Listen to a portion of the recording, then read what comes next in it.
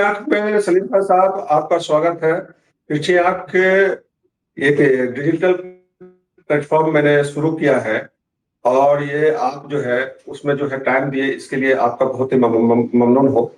बात करता हूं मैं गाजा पर। 2 साल नस्ल के बाद जो है 2 महीने से 10 अक्टूबर को गाजा में अमन समझौता लागू हुआ था।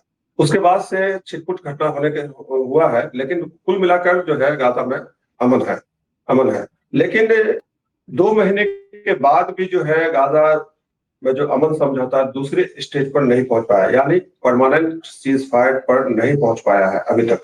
और वहां जो है जो इंटरनेशनल फौज जाने वाली थी, वो अभी जो अरब मुल्कों की थी और इस्लामी देशों की थी, वो भी जो है अब जाने में आनाकानी कर रहे हैं।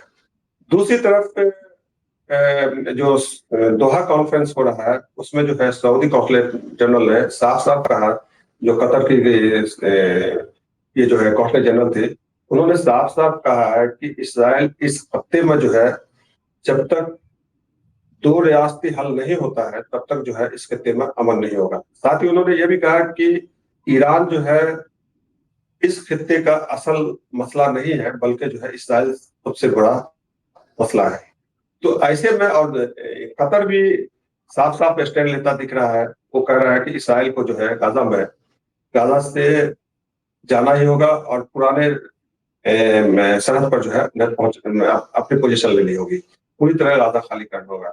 ऐसे स्थिति में ये दिख रहा है कि इसराइल की पोजीशन धीरे धीरे कमजोर होती जा रही है और गाजा में अमन समझौता आगे बढ़ने की उम्मीद भी इसराइल के और नाखुश करके भी किया जा सकता है। लेकिन अंदर अंदर बहुत सी चीजें हो रही है जो बाहर नहीं आ रही है। इसकी एक वजह यह भी हो सकता है कि इसराइल में अगले फरवरी में जो है 2000 फरवरी में चुनाव है और नेतन्याहू की पार्टी भी उस चुनाव में लड़ेगी। इसलिए सब कुछ जो है कहीं ऐसा तो नहीं है कि खामोशी से चल रहा हो अंदर में। ऐसे इस पूरे सीन को आप किस तरह से देख रहे हैं? देखिए, आपने कतर कॉन्फ्रेंस का हवाला दिया, ये बहुत ही अच्छा डेवलपमेंट है। आमतौर से मुस्लिम देशों में जो ना इत्तेफाकी होती थी, उससे जो है वो वेस्ट फायदा उठाता था। तो कभी ईरान के खिलाफ सऊदी अरब को खड़ा कर दिया, कभी जो है वो कतर के खिलाफ इराक को खड़ा कर दिया, और ये सब चीजें चलती रही और इसका इन लोगों ने बहुत फायदा उठाया। लेकिन अब गजा के मामले में सारे अरब देश एक साथ हो गए और ईरान के भी साथ हो गए, और ईरान के जो एलीज हैं जैसे हिजबुल्लाह है या यमन है, वो भी एक साथ हो गए। तो गाजा ने एक तरह से आप ये कह सकते हैं कि पूरी मुस्लिम दुनिया को, इवन जो तुर्की है जो अरब देशों से बाहर है, बल्कि मलेशिया, इंडोनेशिया, एक ऐसा मुस्लिम देश नहीं है जिसमें कि इस मामले में कोई ना इत्तेफाकी। और ये बात चूंकि ये जो अमन का मुआहदा हुआ था, इसमें ये बात तय हुई थी कि इसराइल की मिलिट्री गाजा से बाहर आएगी और रफा बॉर्डर खोली जाएगी। तो इसराइल वो दोनों कमिटमेंट से पीछे हट रहा है। वो अपनी फौजें पूरी तरह वापस नहीं बुला रहा है, और फिर ये कि वो ये कह रहा है कि रफा से जो लोग जाएंगे मिस्र की तरफ, तो वापस नहीं आ सकेंगे। तो ये दोनों चीजों ने सबको बहुत नाराज कर दिया। अमेरिका के जो एलीज माने जाते हैं, कतर हो गए या सऊदी अरब हो गए, और वो सारे देश उसमें भी शामिल है, 6 देश थे, उन सब ने साफ तौर से कह दिया कि ये चीज काबिल कबूल नहीं है, और इसका परमानेंट हल वही है जिसका आपने अभी जिक्र किया कि 2 नेशन थ्योरी को मान लिया जाए, फिलिस्तीन को और इसराइल को तस्लीम कर लिया जाए। और ये न केवल इन 6 मुस्लिम देशों की बल्कि सारे मुस्लिम देशों की डिमांड है, बल्कि आप ये देखें कि पूरे ग्लोबल सतह पर भी अमेरिका को छोड़ के चारों जो सिक्योरिटी काउंसिल के देश हैं, रूस और चीन तो पहले से ये बात मानते थे, फ्रांस, इंग्लैंड ने भी इस बात को मान लिया है, और कनाडा ने भी इस बात को मान लिया है जो सिक्योरिटी काउंसिल में नहीं है। तो इस तरह से पूरी दुनिया आज इस बात पे एग्री हो गई है। एक अमेरिका एक रुकावट बना हुआ है, और वो कब तक रुकावट बना रहेगा ये नहीं जानते, लेकिन ये बहुत ही अच्छा डेवलपमेंट है जो कतर से सामने आया है। सलीम साहब, ये जो सऊदी अरब या दूसरे खलीजी ममालिक है, इनका नजरिया चेंज करने में जो है ईरान का भी बहुत बड़ा रोल है। ईरान ने बहुत ही चालाकी से, बहुत ही मतलब हिकमत अमली के साथ जो है अपने एक नर्म रवैया अपनाया है। और इसकी वजह से जो है जो पड़ोसी देश के जितने भी पड़ोसी देश हो, चाहे वो सऊदी हो, अमान हो या कतर हो, वो उनके नजरिए में चेंज चेंज आया है। इसे आप कैसे देखते हैं? देखिए, ये चेंज जो है यकीनन गाज़ा के बाद बहुत ज़्यादा तेज़ हो गया, कैटलिस्ट हो गया और उभर के आ गया। लेकिन इसकी शुरुआत जो है वो इससे बहुत पहले हो गई, उस वक़्त हुई जब चाइना में सऊदी अरब के जो ये हैं प्राइम मिनिस्टर उनको आजकल कहते हैं मोहम्मद बिन सलमान, ये सलमान।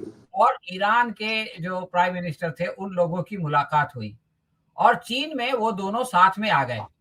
तो ये एक बहुत बड़ा डेवलपमेंट था और ये डेवलपमेंट इसलिए हुआ कि आज की दुनिया में चाहे कागज के ऊपर सुपर पावर अमेरिका क्यों ना हो, लेकिन असली सुपर पावर चीन हो गया है और इसको जो है वो अरब मुल्कों ने भी रियलाइज़ कर लिया है।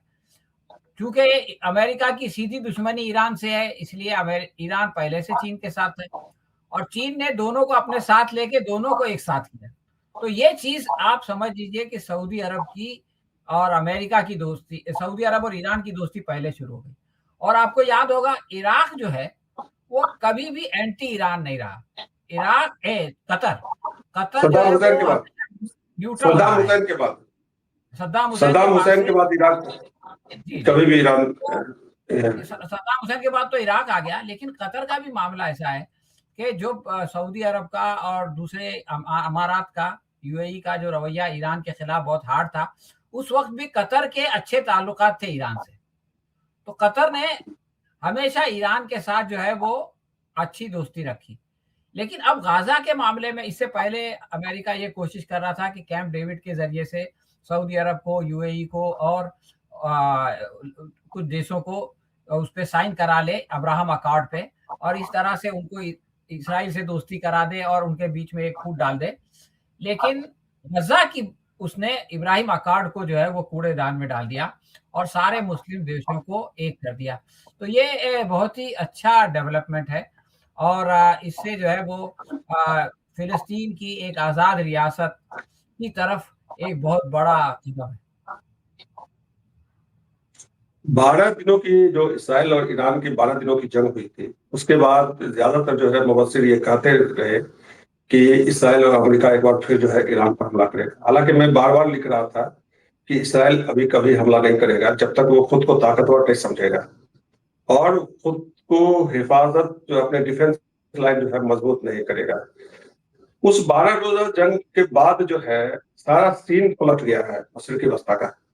लोग अब ये समझ रहे हैं कि इसराइल अकेला सुपर पावर नहीं है और ईरान में भी जो है वो उसने तरक्की की है और वो किसी को भी अमेरिका से भी लड़ सकता है और वो इसराइल को भी मजा चखा सकता है, मतलब बराबरी से जवाब दे सकता है। उसके बाद जो कतर पर हमला हुआ, कतर का हमला जो है निश्चित तौर पर जो है वो सारे सिनेरियो को चेंज कर दिया है। अब इन सऊदी अरब को या कतर को या यूएई को ये नहीं लगता है कि अमेरिका उसे बचा सकता है। जब वो इसराइल को नहीं बचा पाएगा तो इन लोगों को कैसे बच सकते हैं, कैसे बच सकते हैं? तो ऐसे में जो है जो इनको अपनी स्ट्रेटजी चेंज करने के लिए मजबूर होना पड़ा है। इसे आप कैसे देखते हैं? देखिए ये 2 अलग-अलग बातें हैं। एक बात तो ये है कि ईरान ने ये साबित किया कि जो ये छवि थी इस्राइल की कि भई इस्राइल पे कोई हमला नहीं कर सकता, इस्राइल का कोई उसके पास एक आयरन डोम है, वो आयरन डोम जो है वो सारे उसको ख़त्म कर देगा। तो ईरान ने आप ये देखें कि शुरुआत तो इस्राइल ने की।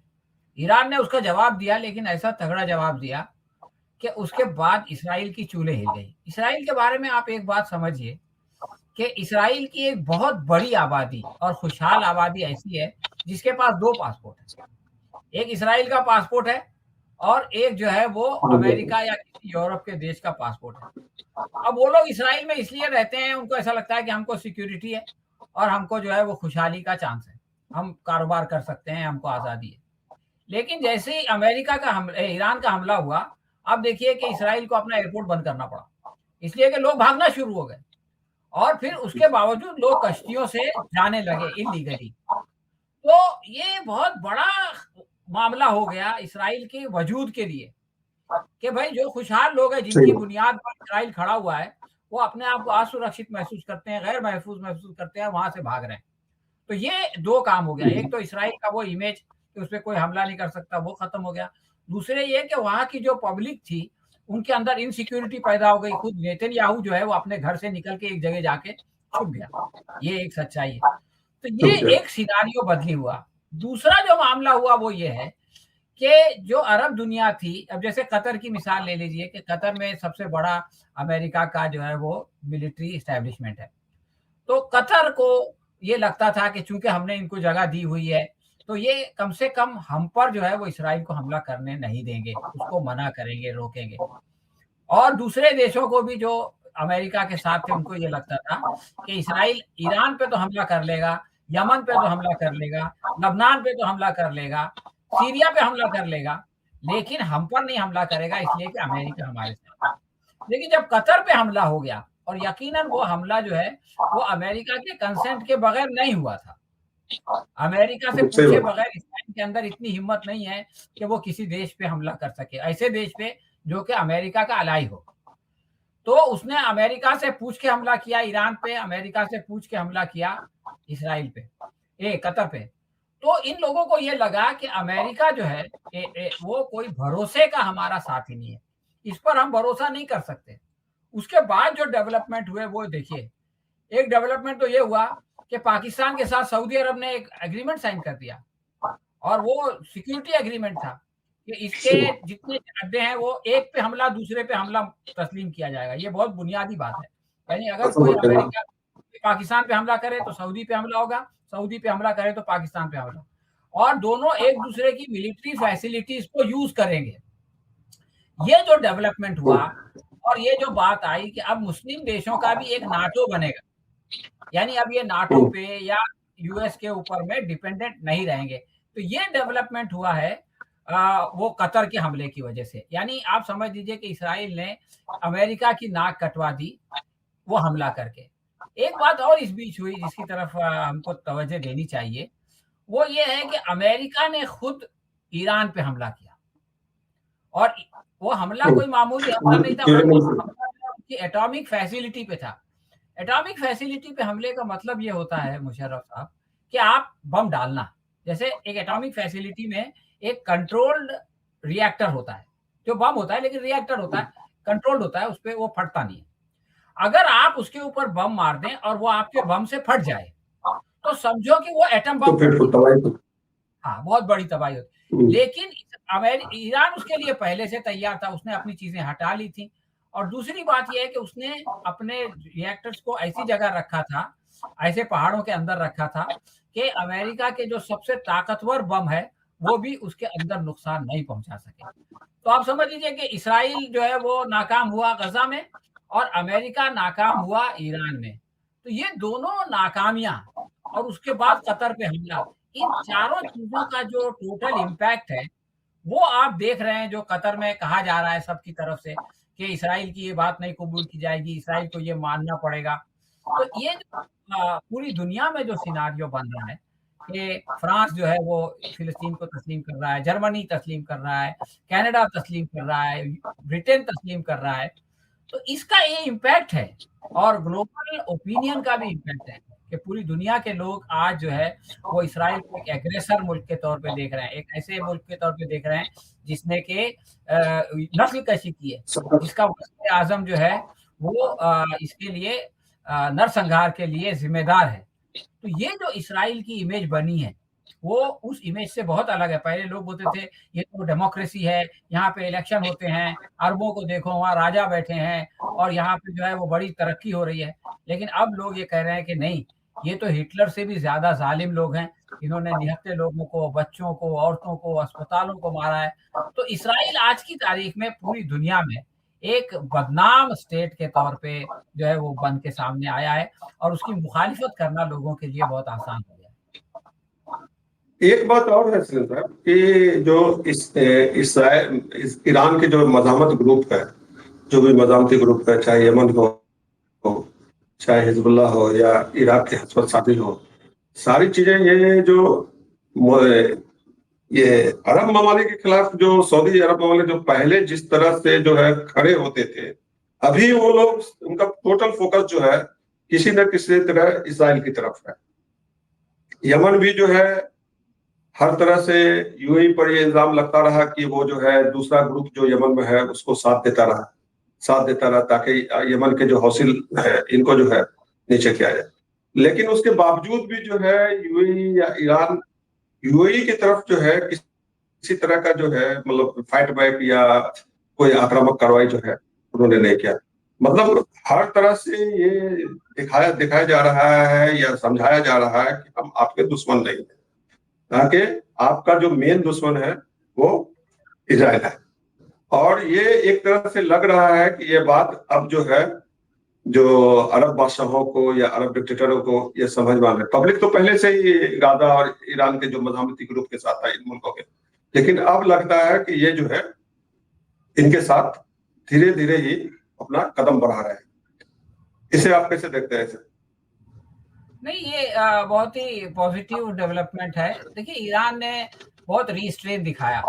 इवन आप इसराइल के ताल्लुक को भी देखें, तो ईरान ने गज़ा में इतना कुछ होने के बावजूद अपने जो उनकी मिलिशिया थी, जैसे हिज़्बुल्लाह हो गई या हौती हो गए, इनके ज़रिए से तो रेज़िस्ट किया, इवन हमास की भी मदद की, लेकिन खुद जंग में नहीं आया। खुद वो उसी वक़्त आया कि जब अ, सीरिया के अंदर उनके जो एक मिलिट्री वो थे, उनके ऊपर इसराइल ने हमला किया। पहली बार ईरान ने उसको रिटेलिएट किया, और दूसरी बार जब इसराइल ने ईरान के अंदर हमला किया, तो ईरान ने दोनों जो कार्रवाई की, वो अपने से नहीं की, बल्कि दोनों कार्रवाई रिटेलिएशन के तौर पे की। रिस्ट्रेंट उसने दिखाया, रिटेलिएशन। कोई जल्दबाजी नहीं की। तो उसकी वजह से क्या होता है कि जब कोई रिटेलिएट करता है ना, तो लोग उसके साथ होते हैं। लोग बोलते हैं कि भाई क्या करें, इसकी ज़रूरत जवाब। थी, इसकी मजबूरी है। तो एग्रेशन के तौर पर इस्राइल सामने आया, और अमेरिका सामने आया, और जो ईरान है, उसने एग्रेशन अपनी तरफ से नहीं किया, और ना केवल उनके खिलाफ, बल्कि किसी भी देश के खिलाफ, यूएई के खिलाफ या सऊदी के खिलाफ उसने जो है अपना एग्रेशन नहीं दिखाया। तो ये तो ईरान की जो खारजा पॉलिसी है, जो फॉरेन अफेयर्स का जो उनका अप्रोच है, ये उसकी मैच्योरिटी दिखाता है। गाजा में क्या अमन समझौता आगे बढ़ता दिख रहा है आपको क्या? देखिए, इसराइल के लिए कोई रास्ता नहीं है। इसराइल देख, एक ऐसी चीज़ है जो कि होने वाली है, लेकिन इसराइल उसको खाली डिले कर सकता है। लेकिन इसराइल के बस में नहीं है कि मतलब आपके हमास कहना है कि अब उसके पास कोई जो है कोई और रास्ता नहीं बचा, कोई और विकल्प नहीं कोई है। ऑप्शन, कोई रास्ता नहीं है, उसको ये मानना ही पड़ेगा। जो नेतन्याहू के जो प्रॉब्लम्स हैं, उसमें एक प्रॉब्लम का आपने इशारा किया कि वहाँ इलेक्शन होने वाले हैं।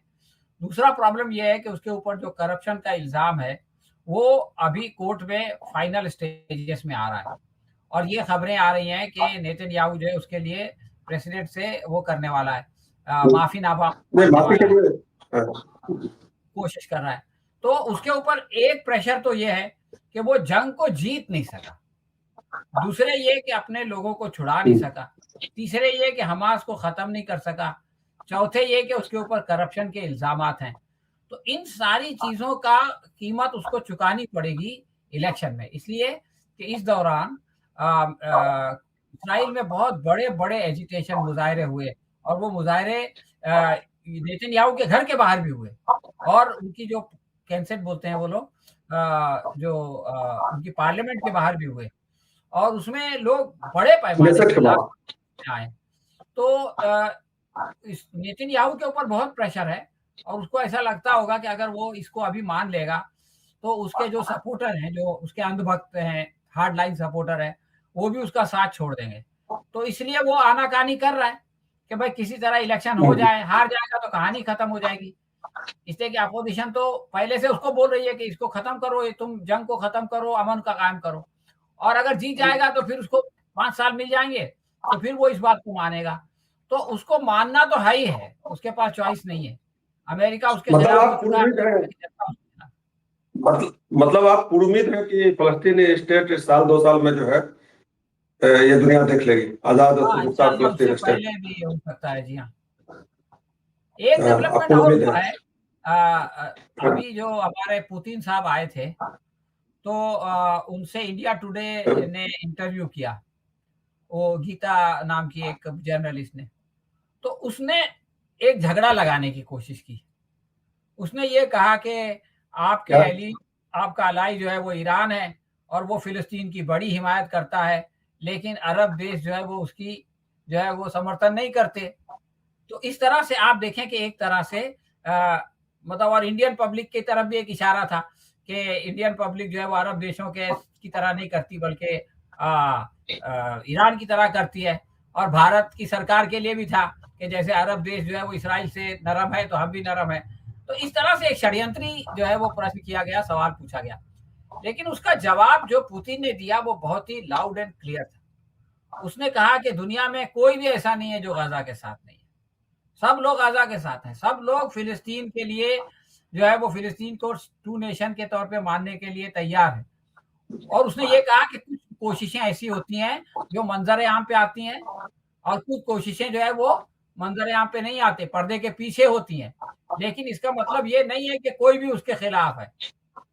और ये इतना साफ जवाब है उसने दिल्ली में बैठ के दिया कि भाई, आप अच्छा। इसको जस्टिफाई मत कीजिए कि कुछ लोग ऐसे हैं, कुछ लोग वैसे हैं। उसने कहा कि आज पूरी दुनिया ये चाहती है कि जो है वो फ़िलिस्तीन एक आज़ाद मुल्क बने।